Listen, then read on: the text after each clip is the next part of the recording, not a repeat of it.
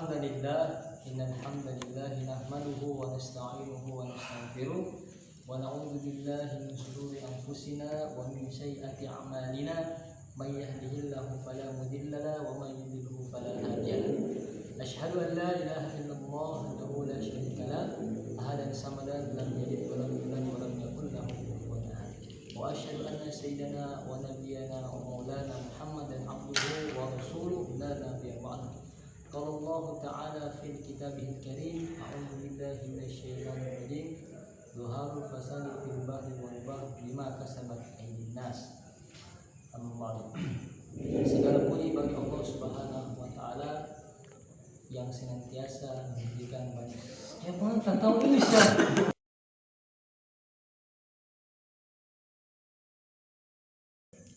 Qala Allah Ta'ala fil kitabihil karim, a'udzu billahi minasyaitonir rajim. Zuharu fasadi fil bahri wal bahri bima kasabat aydin nas.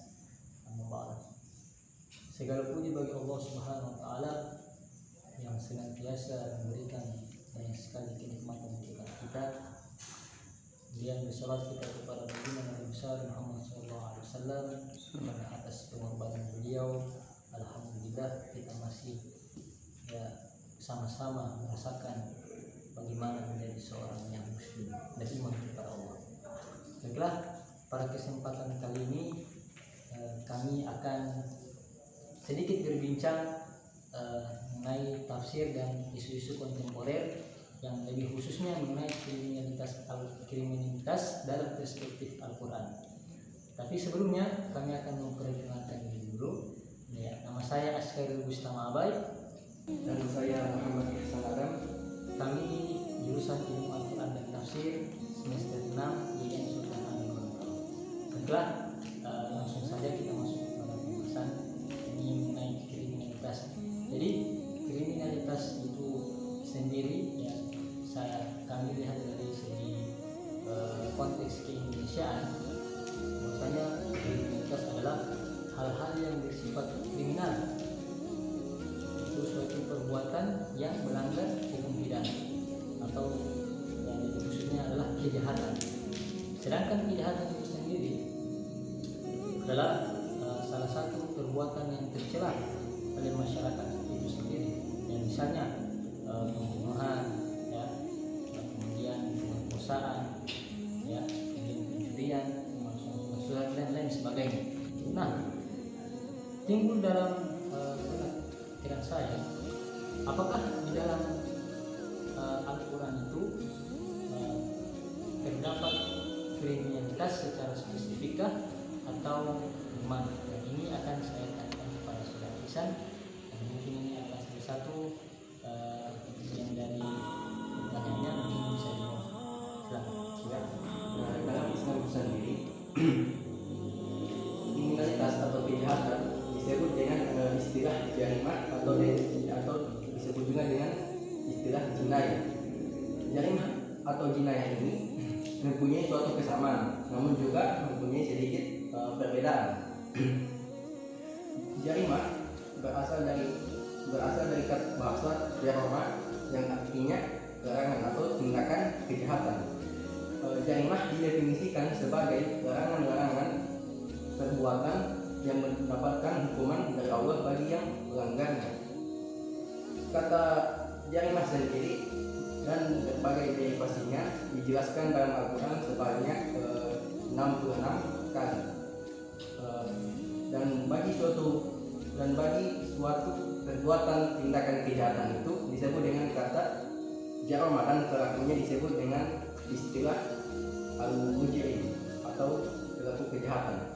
Nah, sedangkan untuk istilah jinayah merupakan suatu nama untuk tindakan atau perbuatan. Jinayah merupakan pelanggaran yang dilakukan oleh seseorang terhadap hak Allah, hak manusia, dan hak makhluk hidup lainnya. Definisi lain tentang jinayah yaitu perbuatan terlarang oleh syariat, baik yang membahayakan jiwa, harta, dan lain sebagainya. Jadi, dari kedua pengertian ini, jarimah dan jinayah tersebut dapat disimpulkan bahwa keduanya sama-sama bermakna kejahatan yang dilarang dalam hukum Islam. Adapun yang membedakan adalah disebut jarimah jika sasaran kejahatan tersebut berupa selain non fisik seperti kejahatan harta, agama dan lainnya. Dan disebut dengan jinayah apabila sasaran kejahatannya berupa perbuatan fisik seperti pembunuhan, menuduh, memfitnah dan lain sebagainya. Nah, dalam Al-Quran banyak sekali dalil yang menunjukkan kelarangan terhadap tindakan kriminalitas. Namun pada kesempatan ini saya hanya berfokus kepada 3 saja yang seringkali terjadi di negara kita ini, yaitu negara Indonesia. Yang pertama yaitu pembunuhan. Pembunuhan adalah suatu tindakan menghilangkan nyawa seseorang baik dilakukan dengan cara yang melanggar hukum atau dengan cara yang tidak melanggar hukum. Pembunuhan ini seringkali terjadi dengan berbagai macam motif. Di antaranya ada politik, kecemburuan, dendam pribadi, membela diri dan sebagainya. Dalam Al-Quran juga disebutkan banyak dalil tentang membunuh. Di antaranya yaitu Quran surah Al-Isra ayat 31 dan 33. A'udzubillahi minasyaitonirrajim. Wala taqtulu auladakum khasyyatin imlaq. Nahnu narzuquhum wa iyyakum innaqad lahum kana qit'an kabira. Dan janganlah kamu membunuh anak-anakmu karena ketakutan kemiskinan. Kamilah yang memberi rezeki kepada mereka dan juga kepadamu. Sesungguhnya membunuh mereka adalah suatu dosa yang besar. Kemudian dilanjutkan dengan ayat ke-33 yang berbunyi, wala taqtulun nafsal lati haramallahu illa bil haqq wa man qutila mazluman faqad ja'alna liwalihi sultanan fala yusrifu fil qatl innahu kana mansura. Dan janganlah kamu membunuh jiwa yang diharamkan oleh Allah melainkan dengan suatu alasan yang dibenarkan seperti membela diri. Dan barang siapa yang membunuh secara zalim, maka sesungguhnya kami memberi kekuasaan kepada ahli warisnya. Tapi janganlah ahli waris itu melampaui batas dalam membunuh. Kemudian yang kedua yaitu perzinahan. Yang kita ketahui bersama yaitu zina adalah persetubuhan antara laki-laki dan perempuan yang tidak terikat pernikahan atau perkawinan. Secara umum, zina bukan hanya terjadi di saat manusia telah melakukan hubungan seksual, tetapi segala aktivitas seksual yang dapat merusak kehormatan manusia dikategorikan dalam zina. Dalilnya yang mengharamkan tentang zina yaitu Quran surah Al-Isra ayat 32 yang artinya walat taqrabuz zina, dan janganlah kamu mendekati zina. Sesungguhnya zina adalah suatu perbuatan yang keji dan suatu jalan yang buruk. Kemudian yang ketiga yaitu pencurian. Pencurian adalah pengambilan properti milik orang lain secara tidak sah tanpa seizin pemilik. Kata ini juga digunakan sebagai sebutan informal untuk suatu sejumlah kejahatan seperti perampokan rumah, penggelapan dan lainnya. Adapun dalil tentang pencurian ini adalah yaitu terdapat dalam Quran surah Al-Maidah ayat 33, 38 dan 39 yang artinya sesungguhnya pembalasan terhadap orang yang memerangi Allah dan Rasulnya dan membuat kerusakan di muka bumi hanyalah mereka yang dibunuh atau disalib atau dipotong tangan dan kaki mereka sehingga mereka dibuang dari tempat asalnya. Demikian dari saya. Kemudian juga pernah muncul dalam pikiran saya yaitu penyebab tentang munculnya kriminalitas itu. Nah, pada kesempatan ini saya juga ingin bertanya kepada rekan saya, saudara Rizky Abai. Nah, kira-kira apa sih faktor penyebab munculnya kriminalitas itu jika dilihat dari konteks agama? Ya, baiklah. Sedikit saja.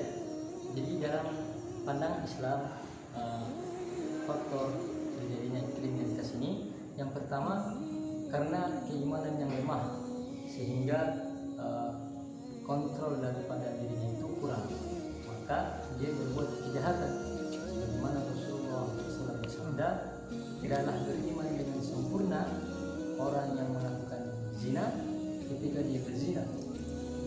Kemudian tidaklah beriman dengan sempurna dia yang minum khamar, ya, ketika ia minum khamar. Kemudian tidaklah beriman dengan sempurna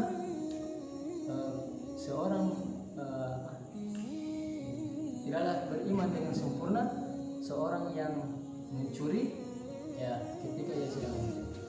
Maka itu yang pertama. Kemudian yang kedua yaitu pengaruh negatif daripada lingkungan. Dalam Islam manusia ini dilahirkan, ya, dengan fitrah yang suci, yaitu dalam keadaan yang baik-baik. Maka tidak ada faktor keturunan dosa ataupun faktor genetik yang membuat seseorang itu berbuat kriminal, tetapi lingkungan yang membuat dia menjadi seperti itu, atau lingkungan yang kurang baik. Kemudian yang ketiga, yang terakhir, yakni makan makanan yang haram, karena ini juga merupakan salah satu pengaruh daripada tingkah laku dari seseorang. Karena Nabi SAW bersabda, ya, barang siapa yang makan makanan yang baik, maka anggota tubuhnya akan berbuat baik kepada Allah, dia mau ataupun dia tidak mau. Kemudian sebaliknya, barang siapa, ya, yang makan makanan haram, maka anggota tubuhnya akan berbuat maksiat, ya, itu dalam keadaan dia mau ataupun dia tidak mau. Dan ini ya, mungkin baiklah, demikianlah pada diskusi kami. Kalau tidak ada kesalahan, ya, mohon maaf. Nah, untuk teman-teman sekalian yang sudah menyelesaikan jenjang SMA, SMK, madrasah aliyah dan pesantren, ataupun mungkin ada dari keluarga kita, kerabat, teman-teman kita yang kemudian ingin melanjutkan studi ke perguruan tinggi akan tetapi bimbang ataupun bingung ingin melanjutkan kemana, di sini kami sebagai mahasiswa jurusan Ilmu Al-Quran dan Tafsir mengajak kepada teman-teman sekalian untuk bergabung bersama kami di jurusan ini. Kenapa kami mengajak teman-teman sekalian untuk bergabung bersama kami di jurusan ini? Sebab di jurusan ini memiliki banyak keunggulan dan keutamaan, yaitu di jurusan Ilmu Al-Quran dan Tafsir kami belajar lebih dalam lagi mengenai Al-Quran yang dibimbing langsung oleh guru-guru kita atau pengajar-pengajar kita yang berkualitas dalam negeri maupun luar negeri. Dan di jurusan ini juga mempunyai program unggulan, yaitu menghafal Al-Quran yang bisa mengangkat derajat kita nanti di akhirat, dan banyak keutamaan lainnya pada menghafal Al-Quran. Ya, mungkin itu dari kami. Sekian. Wassalamualaikum warahmatullahi wabarakatuh. See you.